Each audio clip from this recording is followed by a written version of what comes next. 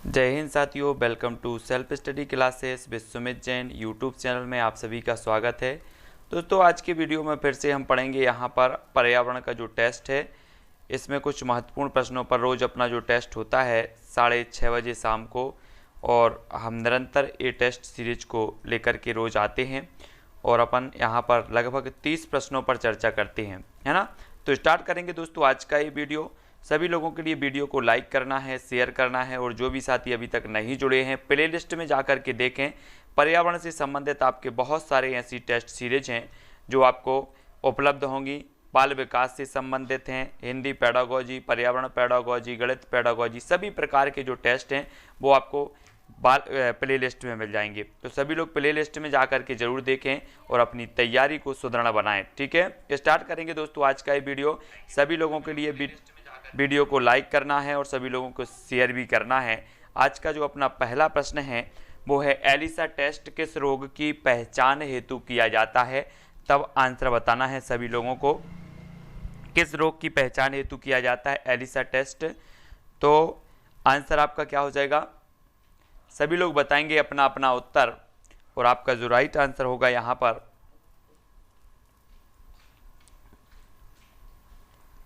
वो बिल्कुल सही आंसर होगा आपका एड्स, यानी कि जो विकल्प नंबर 1 है वो बिल्कुल सही हो जाएगा। ठीक है, अगला क्वेश्चन देखते हैं साथियों। वन्य प्राणी सप्ताह प्रतिवर्ष मनाया जाता है अक्टूबर के प्रथम सप्ताह में, फरवरी के प्रथम सप्ताह में, अगस्त के प्रथम सप्ताह में, या फिर ये सभी। वन्य प्राणी सप्ताह प्रतिवर्ष मनाया जाता है तो कब मनाया जाता है।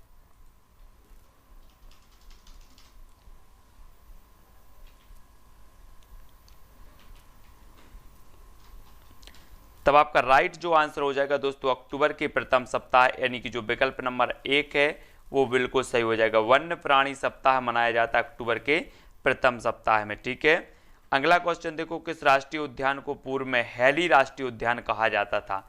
दुधवा राष्ट्रीय उद्यान को, जिम कार्बेट को, या फिर कान्हा किसली को। तो सभी लोग बताएंगे। जिम कार्बेट उत्तर प्रदेश उत्तराखंड में है, दुधवा उत्तर प्रदेश में है, कान्हा किसली मध्य प्रदेश में है ना। अब हैली के नाम से जो जाने जाते थे वो कौन सा जाना जाता था। तब सभी लोगों ने जो उत्तर बताया है कि जो जिम कार्बेट राष्ट्रीय उद्यान है ये पूर्व में हैली राष्ट्रीय उद्यान के नाम से जाना जाता था। तब आपका बी नंबर जो है बिल्कुल सही हो जाएगा। भारत के किस क्षेत्र में अधिक भूस्खलन की घटनाएं होती हैं। उत्तरी घाट में, हिमालय में, पश्चिमी घाट एवं नीलगिरी में, या इनमें से कोई नहीं।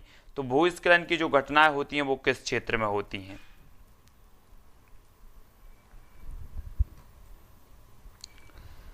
तब सभी लोगों को आंसर बताना है। आंसर आपका क्या हो जाएगा, अधिकांश लोगों ने जो उत्तर बताया है वो बताया हिमालय। हिमालय आपका बिल्कुल यहाँ पर सही हो जाएगा। ठीक है, विकल्प नंबर 2। अगला क्वेश्चन है आपका, एक किसान दानों को भूसे से अलग करना चाहता है, जिस प्रक्रिया से यह किया जाता है वह कहलाती है, क्या कहलाती है। 4 विकल्प में से सभी लोग चयन करेंगे।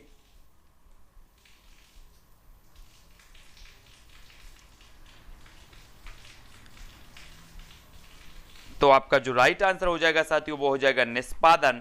निष्पादन यानी कि जो आपका विकल्प नंबर 1 है वो बिल्कुल सही हो जाएगा। निष्पादन आपका सही हो जाएगा। ठीक है, अगला क्वेश्चन है, ठोस द्रव गैस किसकी अवस्थाएं हैं। सभी को पता होनी चाहिए, है ना। सभी को आंसर बताना है कि ठोस द्रव जो गैस हैं वो किसकी अवस्थाएं होती हैं। तब आपका राइट आंसर क्या हो जाएगा, ठोस द्रव गैस किसकी अवस्थाएं होती हैं। तो प्रश्न यहाँ पर बिल्कुल सरल है और सभी लोगों ने जो उत्तर बताया है वो बताया है कि पदार्थ की आवश्यकता, पदार्थ की जो होती हैं वो ठोस द्रव गैस होती हैं, यानी कि जो आपका विकल्प नंबर ए है वो बिल्कुल सही हो जाएगा। ठीक है, ए नंबर का। अगला देख लो, बेसिक शिक्षा के लिए सर्वप्रथम किसने आंदोलन छेड़ा था। जवाहरलाल नेहरू ने, महात्मा गांधी ने, मदन मोहन मालवीय, या फिर एनी बेसेंट ने। किसने छेड़ा था बेसिक शिक्षा के लिए, आपको बताना है कि जो सर्वप्रथम किसने आंदोलन छेड़ा था। सभी लोग सब्सक्राइब जरूर करेंगे, बेल आइकन को दबाएंगे। जिसको शिकायत है कि इन्फॉर्मेशन नहीं मिलती वो बेल आइकन को दबाकर ऑल पर क्लिक करेंगे। ठीक है, तब आपका महात्मा गांधी बिल्कुल सही हो जाएगा। विकल्प नंबर बी बिल्कुल राइट होगा। अगला है, उत्पत्ति एवं प्रकृति के आधार पर आपदा के कितने भाग हैं। 3 भाग हैं, 2 भाग हैं, 4 हैं, या फिर 5 हैं। उत्पत्ति एवं प्रकृति के आधार पर आपदा के भाग बताना है, कितने भाग हैं। तो प्रश्न क्रमांक है 8 और 8 का आंसर हमें लिखना है।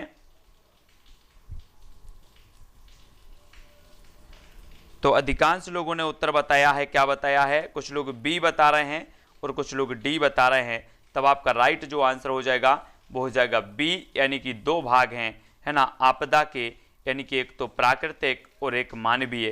तो 2 भाग होते हैं, 2 बी नंबर आपका बिल्कुल यहाँ पर सही हो जाएगा। ठीक है, अगला क्वेश्चन देखते हैं। राष्ट्रीय पर्यावरण माह कब मनाया जाता है? राष्ट्रीय पर्यावरण माह बताना है 9 अक्टूबर से 10 नवंबर, 19 अक्टूबर से 18 नवंबर, 19 सितंबर से 18 नवंबर, या फिर ये सभी। तो पर्यावरण माह के बारे में सभी को पता होनी चाहिए, सभी लोग बताएंगे।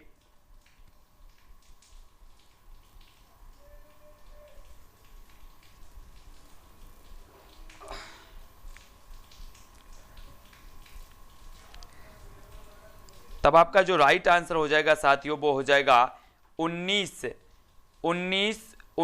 अक्टूबर से 18 नवंबर। बी नंबर आपका यहां पर बिल्कुल सही होगा। राष्ट्रीय पर्यावरण माह जो मनाया जाता है वो 19 अक्टूबर से 18 नवंबर, वी नंबर राइट आंसर होगा। अगला क्वेश्चन देख लो। भारत में पर्यावरण शिक्षा केंद्र की स्थापना कहाँ हुई? स्थापना बताना है, ये स्थापना है कहाँ हुई थी? हैदराबाद में, अहमदाबाद, सिकंदराबाद या इलाहाबाद? भारत में पर्यावरण शिक्षा केंद्र की स्थापना कहाँ हुई? प्रश्न क्रमांक 9 का उत्तर हमें बताना है।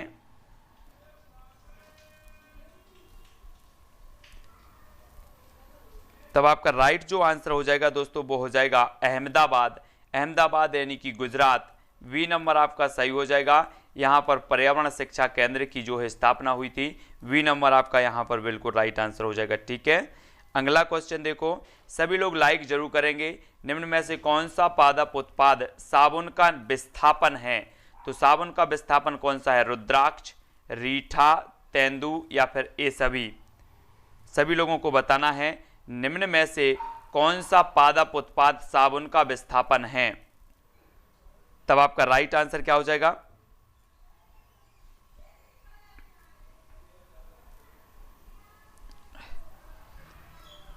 तब अधिकांश लोगों ने बिल्कुल सही आंसर बताया है कि रीठा जो है ये साबुन का विस्थापन है ना। बी नंबर आपका यहां पर बिल्कुल सही हो जाएगा, रीठा।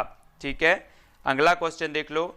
संरक्षण और विनाश पुस्तक के लेखक हैं तो कौन है? वंदना शिवा, सरला बहन, है ना, रस्किन बॉन्ड या इनमें से कोई नहीं। संरक्षण और विनाश पुस्तक के लेखक हमें बताना है कौन है। प्रश्न क्रमांक है 11 और 11 का आंसर हमें बताना है। प्रश्न क्रमांक 11 का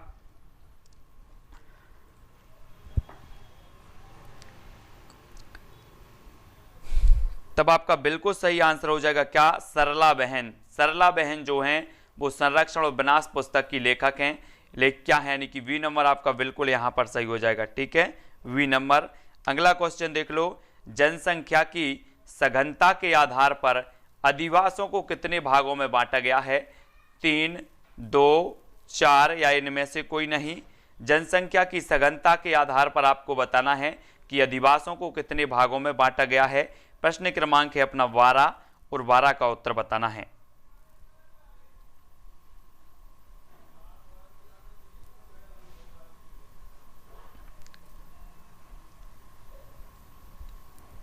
तब आपका बिल्कुल सही आंसर होगा विकल्प नंबर 2। विकल्प नंबर 2 आपका बिल्कुल राइट आंसर हो जाएगा, क्योंकि जो है एक तो नगरीय आवास और एक ग्रामीण आवास, है ना। ये अधिवासों को जनसंख्या की सघनता के आधार पर 2 भागों में बांटा गया। वी नंबर यहां पर आपका सही होगा।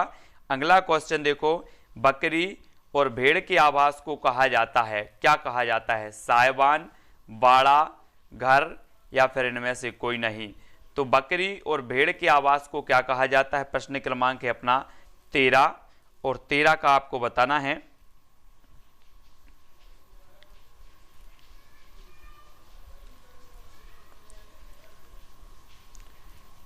तब आपका बिल्कुल सही आंसर होगा बाड़ा।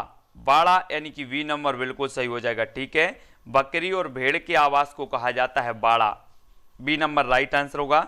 अगला क्वेश्चन देख लो। निम्न में से कौन सा जीव समूह में रहता है? समूह में रहता है तो कौन सा, बिच्छू, केंचुआ, दीमक या इनमें से कोई नहीं। सभी लोग बताएंगे।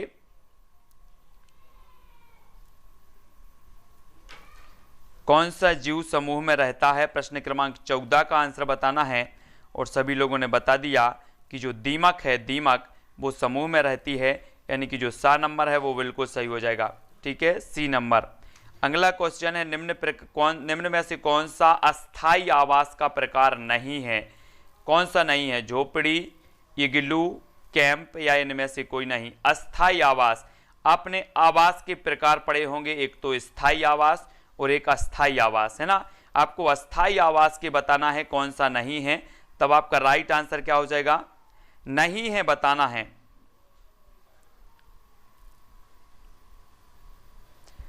तो अधिकांश लोगों ने बिल्कुल गलत आंसर बता दिया कि जो आपका उत्तर हो जाएगा, कौन सा हो जाएगा, झोपड़ी अस्थाई आवास है, कैंप अस्थाई आवास है, इग्लू अस्थाई आवास है। तो उत्तर हो जाएगा इनमें से कोई नहीं, यानी कि जो विकल्प नंबर आपका डी है वो सही हो जाएगा। ठीक है, कैंप भी लगाए जाते हैं तो अस्थाई रूप से लगाए जाते हैं, है ना। हाँ, बहुत बढ़िया। अगला क्वेश्चन देख लो, निम्न में से कौन सा उष्णकटिबंधीय घास स्थल नहीं है।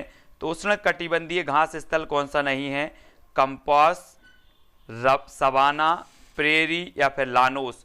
उष्णकटिबंधीय घास स्थल नहीं है बताना है हमें, तो जल्दी से बताएं कौन सा उष्णकटिबंधीय घास स्थल नहीं है।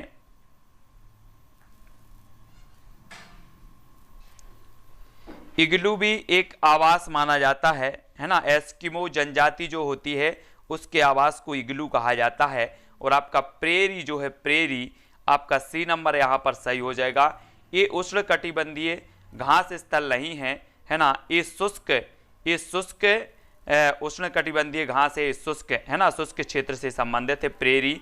बाकी कंपोस, सवाना और लानोस ये उष्णकटिबंधीय है। ठीक है, अगला क्वेश्चन देख लेते हैं। अगला है, महासागरों में जल की प्रतिशतता है 2.5, 97.2, 95.2 या फिर ये सभी। तो महासागरों में जल की जो प्रतिशतता है वो कितनी है, आंसर बताना है प्रश्न क्रमांक 17 का।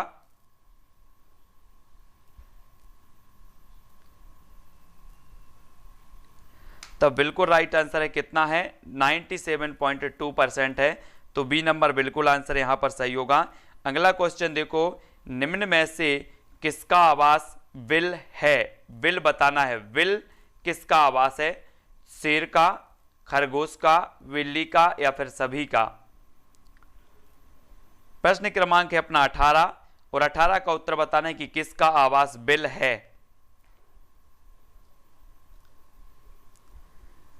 तब अधिकांश लोगों ने जो उत्तर बताया है विकल्प नंबर वी यानी कि खरगोश। खरगोश आपका बिल्कुल सही हो जाएगा। ठीक है, खरगोश का आवास को कहा जाता है बिल। ठीक है, वी नंबर।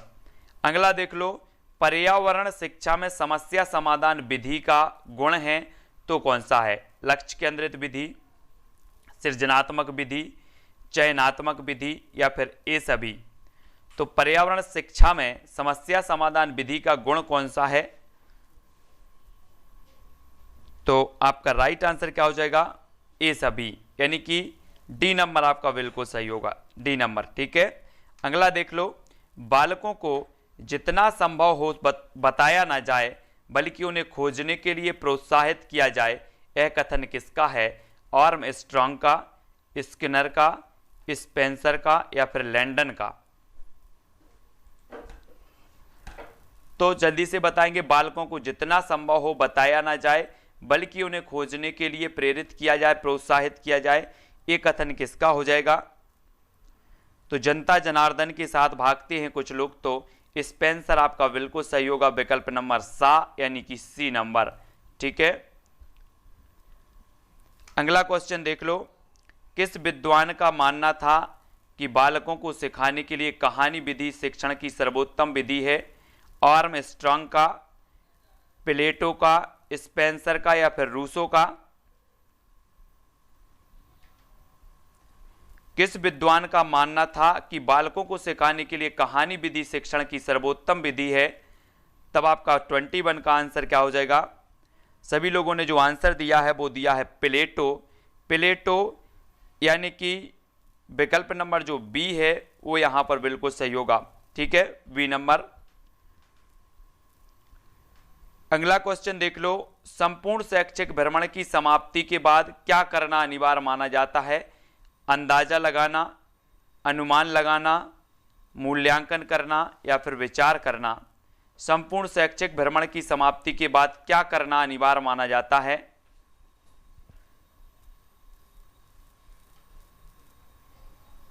तो सभी लोग बताएंगे।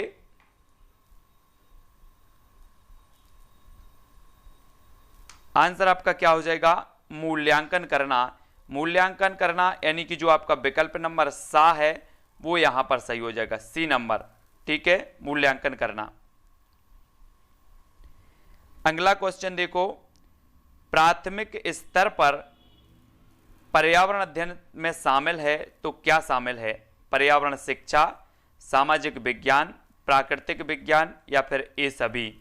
प्राथमिक स्तर पर पर्यावरण अध्ययन शामिल है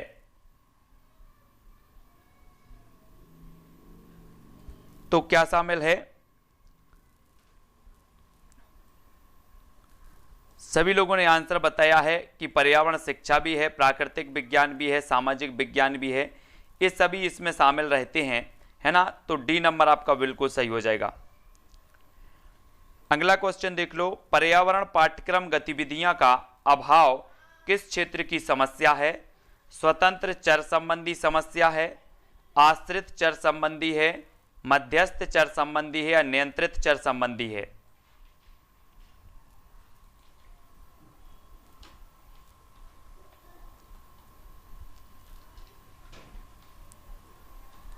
तब आपका राइट आंसर क्या हो जाएगा? प्रश्न क्रमांक है 24 और 24 का आपका हो जाएगा मध्यस्थ चर संबंधी। मध्यस्थ चर संबंधी यानी कि जो विकल्प नंबर आपका सा है वो यहां पर सही हो जाएगा। ठीक है, सी नंबर सही होगा, है ना। जो पाठ्यक्रम है वो माना जाता है मध्यस्थ चर, है ना। स्वतंत्र चर शिक्षक, आश्रित चर शिक्षार्थी, तो आपका सी नंबर यहां पर सही होगा। एक छात्र पुस्तक में पढ़कर वर्षा के जल का संरक्षण करता है तो यह सीखना माना जाता है।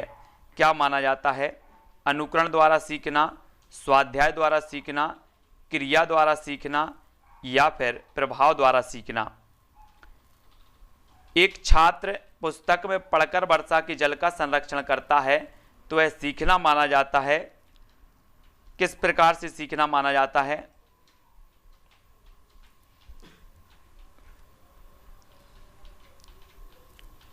तब आपका राइट आंसर हो जाएगा स्वाध्याय द्वारा सीखना, यानी कि जो विकल्प नंबर जो बी है वो यहां पर बी नंबर सही होगा।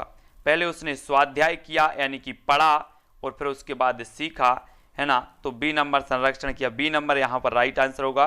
अगला देख लो, समस्या समाधान विधि में छात्र सीखते हैं मानसिक संघर्ष द्वारा, क्रिया द्वारा, प्रयोग द्वारा या फिर तर्क द्वारा। समस्या समाधान विधि में छात्र सीखते हैं तो कैसे सीखते हैं?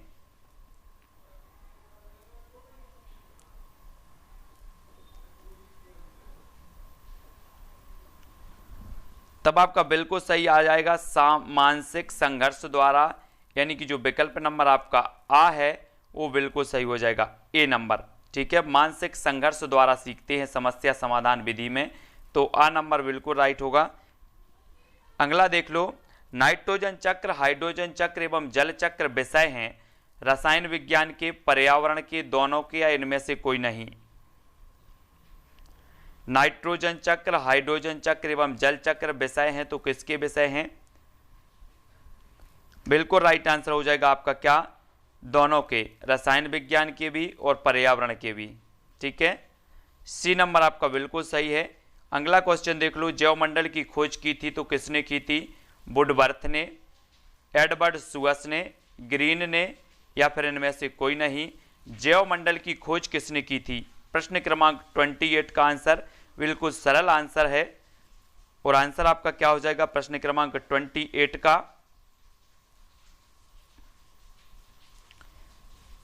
तब आपका राइट जो आंसर हो जाएगा साथियों वो क्या हो जाएगा, विकल्प नंबर बी, यानी कि एडवर्ड सुअस ने जैवमंडल की खोज की थी, और बी नंबर आपका यहां पर बिल्कुल राइट आंसर होगा। ठीक है,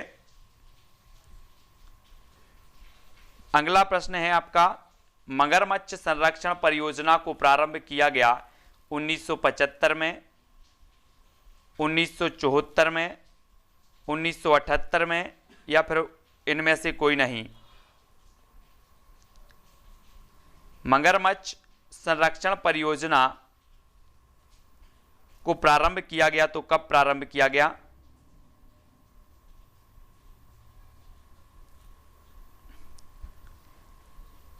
तब आपका राइट आंसर हो जाएगा साथियों 1974।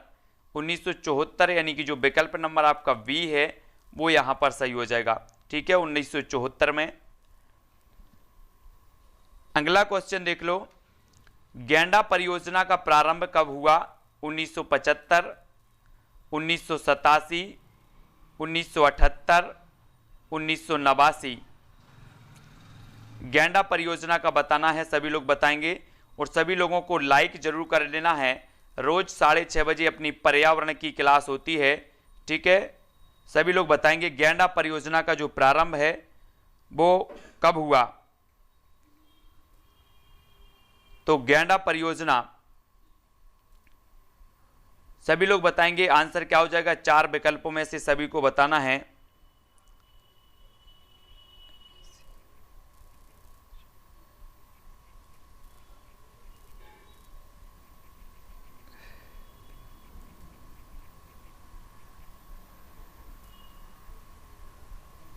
तब आपका राइट जो आंसर हो जाएगा वो क्या हो जाएगा? 1987, है ना, 1987, यानी कि जो विकल्प नंबर आपका वी है वो बिल्कुल सही हो जाएगा। ठीक है, 1987 में गैंडा परियोजना का प्रारंभ हुआ। सभी लोग वीडियो को लाइक जरूर करेंगे। ठीक है, सभी लोग लाइक करके, जो भी साथी ने अभी तक सब्सक्राइब नहीं किया है वो सब्सक्राइब जरूर कर लेना। ठीक है, और अपनी 6:30 बजे रोज होती है इसी प्रकार से क्लास, और 7:15 पर अपनी जो क्लास होनी है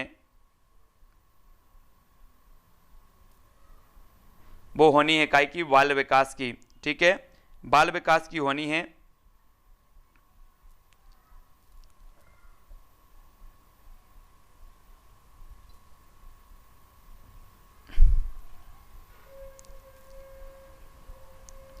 सभी लोग वीडियो को लाइक करेंगे और वीडियो को शेयर भी करेंगे। 6:30 बजे आपकी रोज क्लास होती है। काय की क्लास होती है? 6:30 बजे पर्यावरण की। 7:15 पर बाल विकास। 9 बजे हिंदी भाषा की होती है। ठीक है ना, और सभी लोग वीडियो को लाइक जरूर कर देना। कृष्णा जी, मालती जी, जितेंद्र जी, सूरज जी, रामेश्वर, नरसिंह जी, अनिल जी, सोनम जी, पवन जी, ठीक है, मुन्ना जी, नेहा जी, अतुल जी, ज्योति जी। किसी को कोई प्रश्न में डाउट तो नहीं है? सभी लोग बताएंगे किसी को अगर कोई डाउट हो तो। ठीक है, अंजना जी, दिव्या जी, पूरन जी, पूजा चौहान जी, अभिलाषा जी, श्री कृष्णा, अंजना, पूजा, नीरज जी, ज्योति जी, पवन जी, संतोष, चंद्र जी, सदन, कल्पना जी, ठीक है, सगुण जी, बबीता जी, सुनीता जी, अतुल जी, राजू जी, आदित्य जी, गुड्डी जी, मुन्ना जी, ठीक है,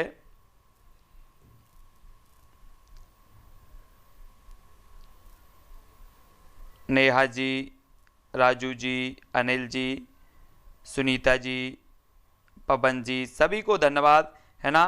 प्रीति रजक जी, किसमें डाउट है क्वेश्चन को थोड़ा सा बताओ।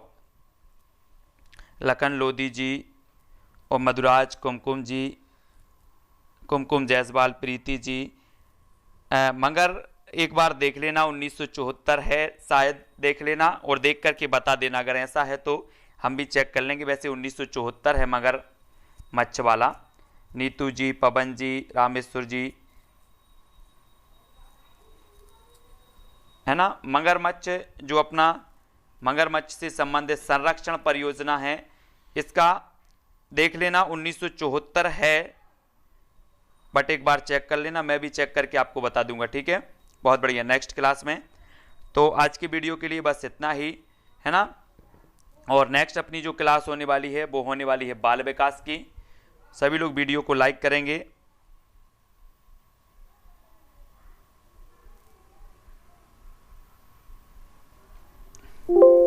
सभी को जय हिंद।